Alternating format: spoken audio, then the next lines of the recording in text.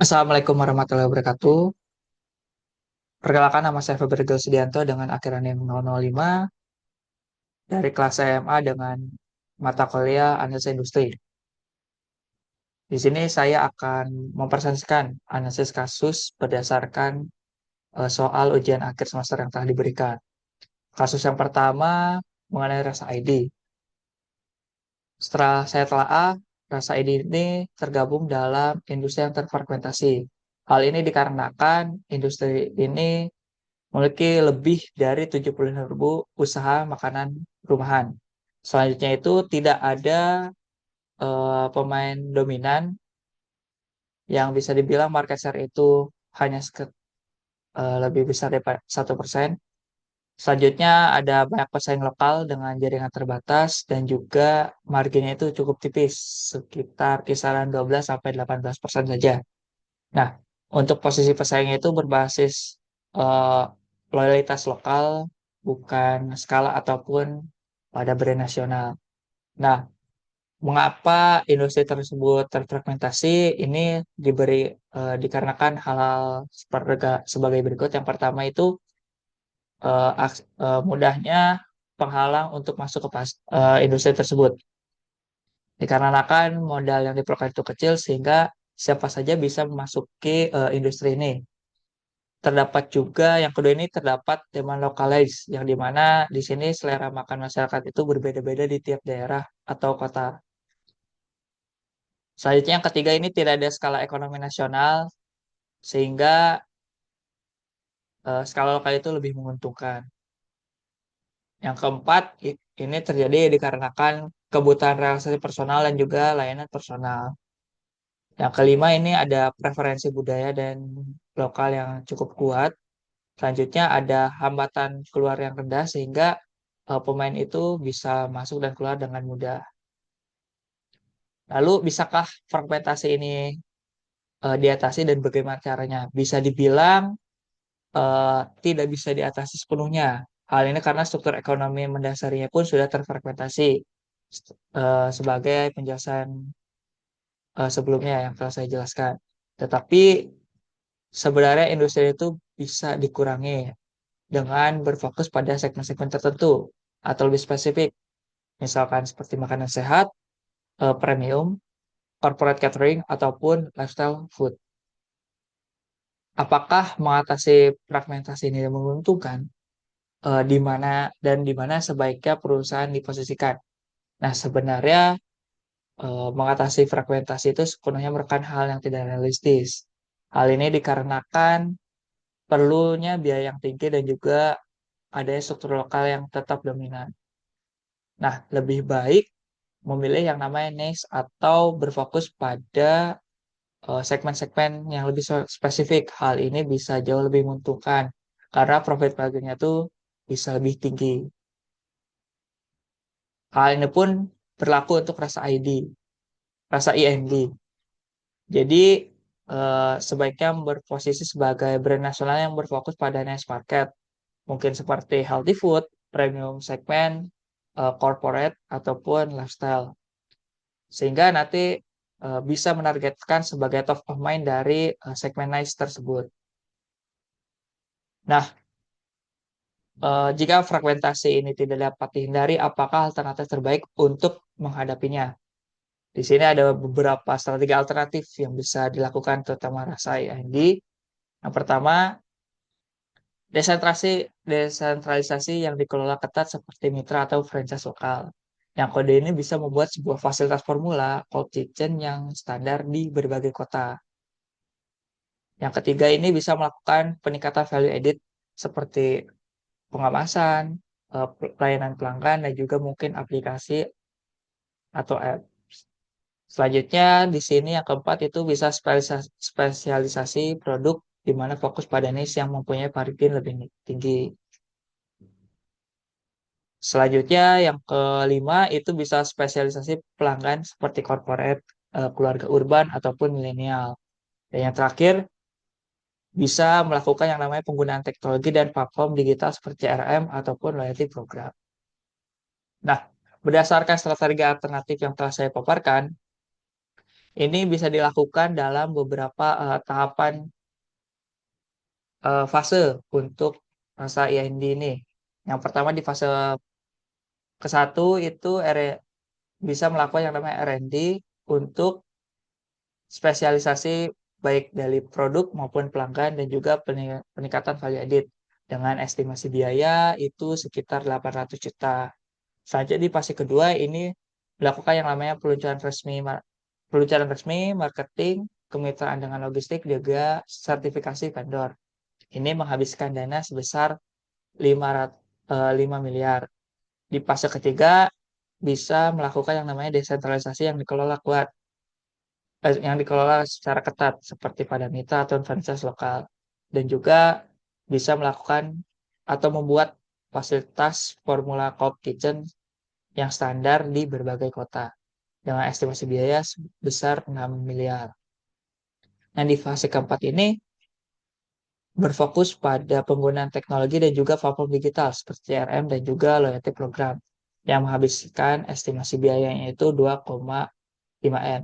Sehingga untuk tahapan strategi ini estimasi biaya total yang dibutuhkan sebanyak 14,3 M. Nah, selanjutnya di sini untuk estimasi pendapatan atau bisa bilang peramalan pendapatan diasumsikan secara operasional itu Rasa ID Rasa ID ini memiliki satu dapur di tahun pertama dan kedua. Nah, dengan target terdapat 200 order per hari dan juga per dapurnya dengan harga rata-rata order itu 50.000. Di mana asumsi operasional pun di tahun ketiga itu terdapat 10 dapur dan di tahun keempat serta ke tahun kelima ini bertambah menjadi 15 dapur. Bisa dilihat bahwa revenue per tahunnya untuk tahun pertama dan kedua ini mendapatkan 3,6 M dengan net profit 15% ini diambil dari rata-rata margin di industri ini yang dimana itu telah disebutkan 12-18% dan saya mengambil 15%. Jadi untuk tahun pertama dan kedua ini net profit itu 540 juta, untuk tahun ketiga ini mendapatkan pendapatan tahunnya itu 36 M dengan net profit 5,4 miliar. Di tahun keempat dan kelima ini sama, pendapatan per tahunnya itu sebesar 54 M sehingga net profitnya itu 8,1 M. Kita lanjut ke kasus yang kedua yaitu Voltizen. Nah, di sini tuh saya menganalisis dengan analisis pestel. Yang pertama dari faktor politikalnya dulu bisa dibilang sebenarnya mendapat peluang. Hal ini karena kan terdapat dukungan pemerintah yang mempunyai target juga sebenarnya, yaitu menargetkan 4 juta EV di tahun 2030. Selanjutnya, eh, sebenarnya dalam politikal ini terdapat dua tantangan. Yang pertama itu regulasi infrastruktur pengisian yang belum stabil dan juga terdapat kendala dalam proses perizinan yang ini mengakibatkan keterlambatan. Dalam faktor ekonomi, bisa dibilang pasar EV ini tumbuh secara pesat karena dalam 2 tahun terakhir itu berkembang hingga 234%. Hal ini tentunya menjadi peluang juga karena membuat masuknya investor asing seperti BYD, Tesla, dan juga Hyundai, sehingga bisa membuka peluang yang sinergi. Dari faktor sosial, tentunya ini mendapat peluang karena masyarakat ini tuh lebih fokus atau bisa dibilang eh, lebih mengerti atau lebih ingin bergerak ke hal-hal yang ramah lingkungan. Hal ini pun berdampak juga pada kendaraan. Tetapi ada pun tantangannya juga karena sebenarnya masih ada masyarakat yang eh, tidak percaya akan mobil EV ini, terutama di masa pedesaan karena mungkin ada yang anxiety ataupun kekhawatiran infrastruktur. Selanjutnya ada technological. Dalam faktor itu sebenarnya ada peluang dikarenakan kemajuan teknologi baterai dan charging station itu sudah berkembang dengan pesat. Salah satu contohnya seperti fast charging dan juga smart grid. Tetapi memang menjadi tantangan karena biaya investasi untuk mengadakan hardware-nya ini tuh masih terbilang cukup mahal. Nah, dalam faktor environmental, sebenarnya ini menjadi sebuah peluang dikarenakan terdapat dorongan secara global untuk pengurangan emisi karbon. Tetapi memang menjadi tantangan karena perlunya edukasi untuk penetrasi kepada pasar. Selanjutnya dalam hal legal, sebenarnya ini menjadi tantangan karena belum adanya standarisasi penuh pada infrastruktur EV seperti konektor ataupun sistem pembayaran. Tetapi di satu hal lain sebenarnya menjadi peluang bagi Voltizen yang dimana bisa menjadi pelopor dari standar industri ini. Lalu sebenarnya apa strategi jangka panjang yang bisa dilaksanakan oleh Voltizen ini? Yang pertama fokus pada market, ya, maaf, fokus pada pengusahaan infrastruktur charging station yang dimana yang terpecah eh, yang pertama itu dari fokus marketnya bisa lebih fokus pada daerah urban, suburban, dan juga jalan tol strategis. Yang nantinya ini bisa bertahap hingga ke pedesaan, yang membuat jangkauan pasarnya itu lebih luas lagi. Dan juga salah satu bentuk untuk menghadapi tantangan dari ketidakpercayaan masyarakat pedesaan. Selanjutnya bisa melakukan model bisnis seperti kombinasi seperti Ownet, yaitu Voltizen Build dan Operate, partnership mungkin dengan SPBU, beberapa properti yang layak untuk charging station, mall, dan juga hotel. Ataupun bisa melakukan franchise untuk penetrasi ke berbagai daerah. Selanjutnya, strategi yang kedua itu platform berbasis IoT dan data. Jadi di sini tuh bisa membuat sebuah app Voltizen yang dimana berisikan informasi seperti lokasi station, status charger, dynamic pricing, dan juga loyalty program. Selanjutnya ada integrasi dengan platform EV dan juga smart city. Lalu strategi yang ketiga ini bisa kolaborasi dengan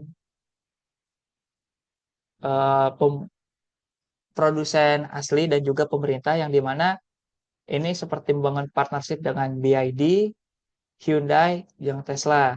Yang dimana ini bisa menjadi sebagai partner charging resmi mereka. Lalu untuk pemerintahan pun Voltizen bisa aktif dalam asosiasi industri yang dimana ikut membentuk standarisasi dari regulasi yang sebelumnya menjadi tantangan karena belum jelas tersebut. Nah, strategi yang keempat itu revenue stream. Jadi di sini tuh Voltizen bisa menargetkan pendapat dari mana saja pendapatan mereka. Yang pertama tentunya dari fee charging session sebagai pendapatan utama dan juga di sini ada yang namanya subscription bulanan atau frequent user. Jadi di sini tuh Voltizen menawarkan semacam paket berlangganan bulanan kepada pengguna yang sering charging. Misalkan dengan paket mungkin 200.000 per bulan dengan kuota charging itu 150 kWh. Tentunya ini cocok untuk mungkin driver ojek listrik, kurir EV, ataupun pengguna rutin EV itu sendiri. Tentunya ini akan membuat EV lebih stabil dalam pendapatan karena sudah ada pendapatan yang tetap. Nah, selanjutnya dari advertising atau partnership revenue. Jadi di sini Voltizen bisa memanfaatkan dari pendapatan kerjasama dengan pihak ketiga. Mungkin di charging station itu menawarkan iklan digital seperti layar LED gitu. Sehingga nanti brand bisa masuk atau bisa dipasarkan di sana. Ataupun dengan kerjasama dengan kafe, mall, SPBU, atau hotel yang menjadi tempat untuk stasiun Voltizen.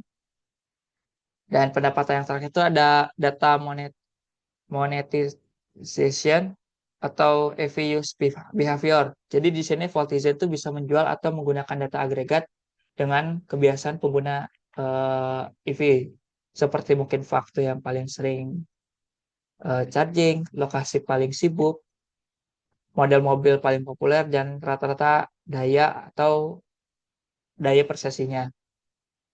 Nah, tentunya data ini pun bisa digunakan untuk mungkin produsen mobil dalam pengembangan EV ataupun pemerintah untuk merencanakan infrastruktur ataupun investor dan juga partner bisnis untuk bisa membuat yang namanya strategi ekspansi. Nah, untuk asumsi finansial ini eh, asumsi finansial dan operasional tentunya ini berguna untuk kita mengetahui asumsi modal yang dibutuhkan dan juga uh, forecast pendapatan dari Voltizen ini. Di mana di sini biaya pembangunan per stasiun itu diestimasikan menelan biaya 350 juta. Di mana jumlah charger dalam stasiun itu ada 4 unit. Rata-rata transaksi per hari itu ditargetkan 20 transaksi dengan daya rata-rata 20 kWh per transaksi. Nah, harga dari per kW itu 2.000 dengan pendapatan per harinya itu bisa mencapai 800.000 per station. Pendapatan per bulannya itu 24 juta per station. Dan di sini margin bersihnya itu 25%. Di mana di sini setelah biaya operasional listrik, PLN atau subsidi. Nah, sehingga di sini terdapat estimasi model investasi. Nah, di mana di tahun pertama itu terdapat stasiun sebanyak 10 dengan investasi yang harus dikeluarkan itu 3,5 miliar. Di tahun kedua ini meningkat, harus mengadakan 12 stasiun lagi sehingga membutuhkan dana 4,2 dengan investasi kumulatifnya itu 7,7 M. Di tahun ketiga ini menambah stasiun lagi 26 stasiun sehingga membutuhkan dana lagi di tahun ketiga sebesar 9,1 M dengan investasi kumulatif 16,8 M. Di tahun keempat itu bertambah sebanyak 58 stasiun dengan mengeluarkan dana 20,3 M sehingga investasi kumulatifnya itu 37,1 M. Nah, di tahun kelima di sini Voltizen menambah lagi dan bisa dibilang lebih besar sebanyak 127 stasiun dengan menghabiskan dana 44,5 miliar. Sehingga investasi kumulatif dari tahun pertama sampai ke tahun kelima ini sebesar 81,6 M. Nah, di sini terdapat forecast review dan juga laba selama 5 tahunnya. Di mana revenue per tahunnya untuk tahun pertama itu 2,88 miliar dengan net profit sebanyak 25%, sehingga di tahun pertama itu net profitnya 720 juta. Di tahun kedua, revenue-nya itu 6,34 M, dengan net profitnya itu 1,58 M. Di tahun ketiga, pendapatan per tahunnya itu 13,82 M, dengan net profitnya itu 3,45 miliar. Di tahun keempat, 30,53 M, dengan net profitnya itu 7,63 M. Di tahun kelima, 67,1 M, dengan net profitnya itu 16,77 miliar rupiah. Sekian presentasi dari saya. Mohon maaf apabila ada kesalahan. Wabillahi taufiq wal hidayah. Wassalamualaikum warahmatullahi wabarakatuh.